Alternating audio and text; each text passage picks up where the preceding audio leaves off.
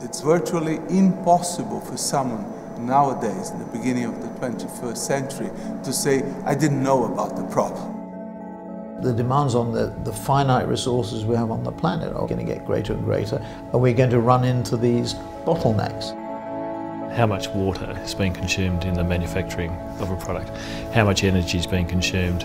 And what's the shelf life of product? What does it mean for people? What does it mean from a resource perspective? What does it mean from the whole supply side? We need a revolution in green consumption. Because at the moment, about 40% of food is lost in the supply chain.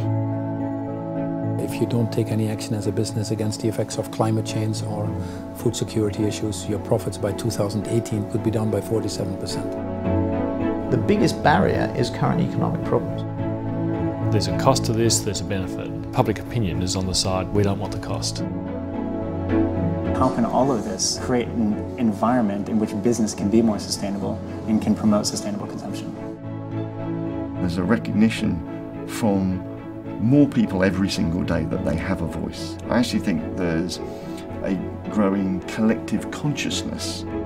The key thing is people working with us. They have to share the vision, culture.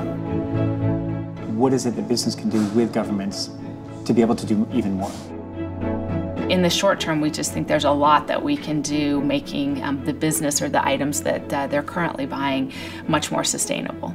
Well, a lot of the changes that are happening are changes by young people. We need to use that level of expectation to drive our policies. Being green is not an option, it's a natural necessity. How do you bring this to scale? How is it that companies can work with one another in a collaborative way? The transparency side is something that's absolutely key to the way that companies are interacting with their consumers. We brought in lots of new technologies. Once we use those new technologies, then those are applied to the other retailers as well. So we want to be pioneer. We are co-founders of the Roundtable of Sustainable Palm Oil. I'm very pleased with the commitment that the Global Consumer Goods Forum has made to only sell sustainable palm oil by the year 2020. Historically, demand has been driven, I want to own that. Increasingly, it's becoming around, I want the utility of what that product delivers. Another interesting example would be that of the e-readers. You produce once the e-reader, and you can have thousands of books in that one e-reader, dematerializing a product that before was totally material.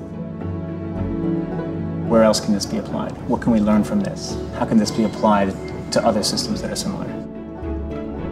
If we are able to convince more and more companies to embrace this philosophy, we will have a better world in which we can live. We're working with governments of China and India to be sure that the enormous demands that will come from these countries will be supported by a government framework that requires sustainability.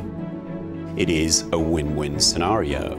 You produce better products at a cheaper price that people want to buy that do less damage to the environment. The forum can facilitate aggregation of these efforts and catalyze change at a broader scale and a larger scale through collaboration. There's been an ongoing dialogue among the CEOs at Davos on sustainable consumption.